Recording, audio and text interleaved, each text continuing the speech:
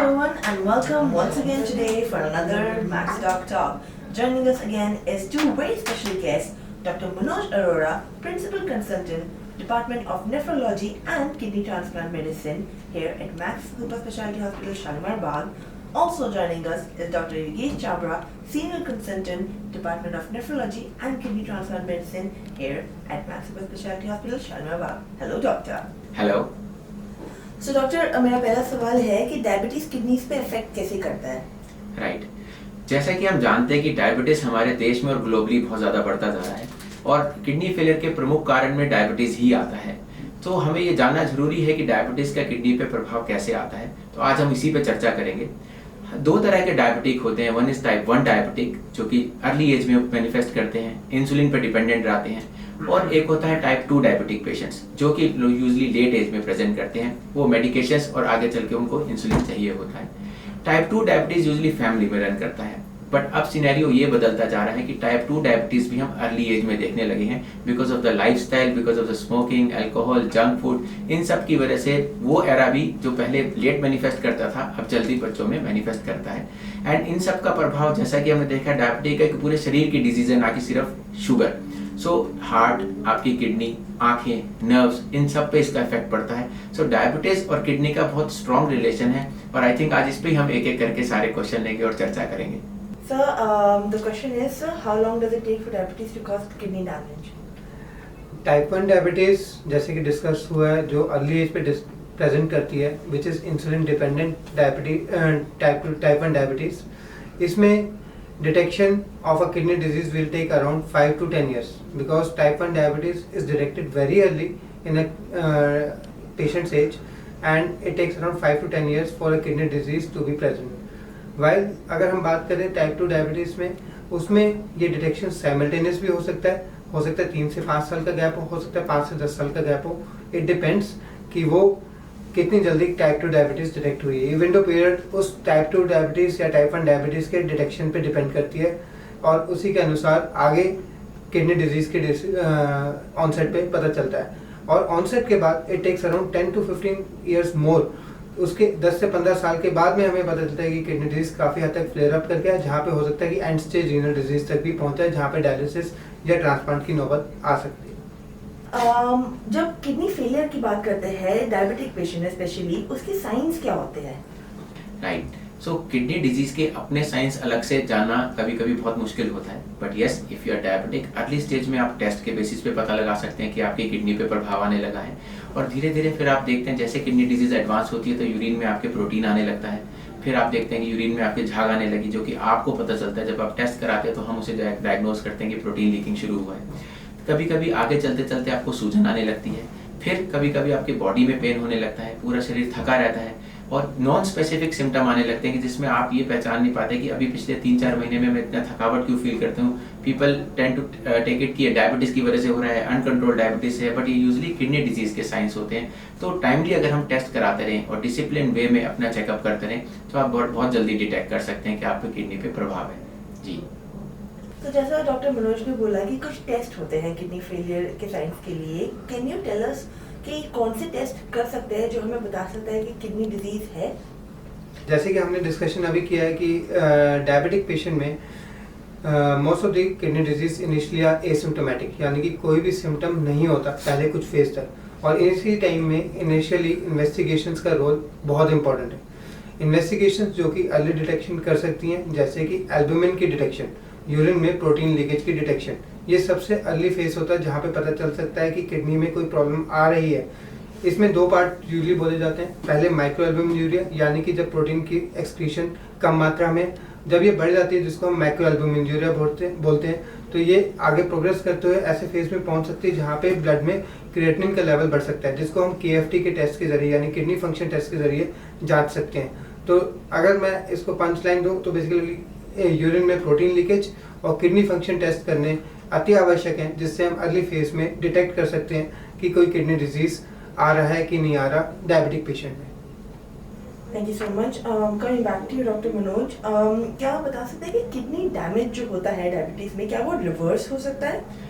I think in initial stage better है we should work for the prevention right, prevention is always better than treatment and cure. So preventive में यही है कि हम kidney disease को होने ही ना दें, जिसके लिए हमें डेफिनेटली आपकी डायबिटीज, बीपी और बहुत सारे और रोकथाम करने हैं। कुछ दवाइयाँ ऐसी अवेलेबल हैं जिसकी वजह से हम इसको डिले कर सकते हैं। बट एक बार माइक्रो एल्बुमिन स्टेज है तो दैट हैज बीन सीन कि इसको रिवर्स किया जा सकता है। बट जब एक बार मैक्रो एल्बुमिन मतलब फ्रैंक प्रोटीन यूरिया होने लगा या आपकी किडनी फंक्शंस डिरेंज हो गए जिसमें यूरिया क्रिएटिनिन बढ़ गया, उस पर हम इसको रिटार्ड कर सकते हैं, हम इसको स्लो कर सकते हैं एडिक्वेट डिसिप्लिन ईटिंग से, डिसिप्लिन मेडिसिन से और टाइमली इंटरवल आपके चेकअप से हम इसको डेफिनेटली कई सालों तक इन किडनियों को चला सकते हैं, ताकि आपको डायलिसिस और ट्रांसप्लांट की जरूरत ना पड़े या बहुत ज़्यादा कई सालों बाद पड़े। जी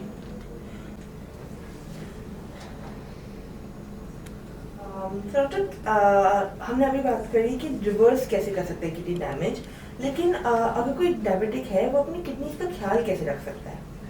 अगर हम बात करें कि कैसे हम अर्ली स्टेज पे प्रिवेंट कर सकते हैं किडनी डिजीज को इन अ पेशेंट विद डायबिटीज, जो कि सबसे इम्पोर्टेंट है क्योंकि डायबिटीज से ही सबसे ज़्यादा किडनी डिजीज इस समय इंडिया में और ऑल ओवर द वर्ल्ड मिल रहे हैं। तो इसमें एक डायबिटिक व्यक्ति को ये पता होना चाहिए कि अपना ब्लड शुगर कंट्रोल सही रूप से ध्यान रखें, ब्लड शुगर की मॉनिटरिंग करें, अपने डिसिप्लिन लाइफ जिए। डिसिप्लिन लाइफ मतलब नियमित रूप से खाना, एक बैलेंस डाइट लेना, plus alcohol should be in a moderation, no smoking, adequate exercise should be done, and one has to take control over his blood pressure as well. Blood pressure monitoring भी अच्छे तरीके से करी जानी चाहिए। Blood pressure की दवाइयों की जब ज़रूरत पड़े तो अर्ली फेज में स्टार्ट करनी चाहिए, यहीं से हम प्रिवेंशन स्टार्ट कर सकते हैं। अगर हमने ब्लड शुगर और ब्लड प्रेशर का कंट्रोल नहीं किया तो फिर कोई भी प्रिवेंशन इनिशियल फेज में पॉसिबल नहीं है। This is the crux of the diabetes management. तो डॉक्टर, आपने इससे पहले बात करी थी रिवर्स करने के बारे में, डैमेज इन डायबिटिक्स, और आपने ये बोला कि प्रिवेंशन बेटर होता है। तो अगर कोई डायबिटिक नहीं है वो क्या कर सकते हैं किडनी डिजीज प्रिवेंट करने के लिए? राइट, ये बहुत ही अच्छा क्वेश्चन है। आई थिंक हमें अपने लाइफस्टाइल को बहुत अच्छा रखने की जरूरत है, क्योंकि सबसे ज़्यादा प्रॉब्लम आज की हमारी सोसाइटी में लाइफस्टाइल की है। अल्कोहल, स्मोकिंग, लोग सोचते हैं सिर्फ लीवर को अफेक्ट करती है, लंग को अफेक्ट करती है, बट ये किडनीज को भी अफेक्ट करती है। सेकेंड इंपॉर्टेंट है जंक फूड ईटिंग, है ना कहीं हमारे लाइफस्टाइल में जब तक ईटिंग हेल्दी नहीं होगा तब तक आप अपना हेल्दी लाइफस्टाइल नहीं रख पाएंगे और हेल्थ डेफिनेटली अफेक्ट होगी, आप डायबिटीज जल्दी बनेंगे, बीपी की परेशानियां होंगी और यही सब लीड करेंगे आपकी किडनी डिजीज की तरफ। So I think kidney disease prevention के लिए आप हाइड्रेशन रखें, पानी एडिक्वेट पिएं, आप अपने डायबिटीज बीपी के पेशेंट हैं तो उन्हें टाइमली बिल्कुल करेक्ट रखें, अपने कंट्रोल में रखें। थर्डली ओवर ईटिंग ना करें। चौथा, स्मोकिंग और अल्कोहल को ना लें, ओवर द काउंटर ड्रग्स ना लें, किसी के कहने पे भी ना लें। अगर आपको पेन्स हैं तो आप डॉक्टर से की सलाह के बाद ही एक शॉर्ट स्पैन के लिए पेन किलर्स लें। नहीं तो कई बार हमने देखा कि ओवर द काउंटर आप खाते चले गए उन पेन किलर्स को, कभी घुटने दर्द से, कभी किसी दर्द से, और बाद में किडनी फेल करके आए, तो वो प्रिवेंट की जा सकती थी। तो these things are very very important which you must include in your lifestyle. And I think अपने आप का जो भी पेशेंट रेगुलर अपने चेकअप कराते रहते हैं वो बहुत अर्ली डिटेक्शन में पता चलता है, और जो बहुत लोग जो हैं वो डायबिटिक हैं, बीपी हैं, बट कभी टेस्ट ही नहीं कराते, उन्हें हर चीज़ बहुत एडवांस स्टेज पे पता चलती है। तो I think these are the methods by which you can prevent kidney disease. इस तरह से आप बहुत सारी बीमारियों से बच सकते हैं। Thank you so much. तो डॉक्टर, हमने बात करी अभी prevention of kidney disease, but अगर किसी की किडनीज पहले से ही इन्फेक्टेड है, अफेक्टेड हो चुके हैं, उनको और बुरा इफेक्ट होने से कैसे बचाया जा सकता है? How can we keep them from getting worse? अभी जैसे कि बात हो चुकी है, डॉक्टर मनोज सर ने बताया है कि आपको कि माइक्रो एल्बुमिन यूरिया एक फेस हो सकती है जहाँ पे रिवर्सिबिलिटी पॉसिबल है, लेकिन आगे वाले फेस में कई बार रिवर्सिबिलिटी पॉसिबल नहीं रहती, जो कि इनफैक्ट मोर ज़्यादातर केसेस में डायबिटिक पेशेंट में होता है। हम इसको रिवर्स नहीं कर सकते, लेकिन ये प्रोग्रेस करेगा डायबिटिक किडनी डिजीज। तो as a doctor what we can do is we can retard the progression. To retard the progression most important thing is to control the blood sugar. जो medication use करनी चाहिए वो अलग अलग GFR अलग अलग stage के हिसाब से निर्धारित है, जो कि किडनी और पेशेंट के हिसाब से सेफ हैं। ब्लड प्रेशर की मेडिकेशंस आपको वो भी चेंज करने की जरूरत पड़ सकती है depending on blood pressure and stage of the patient.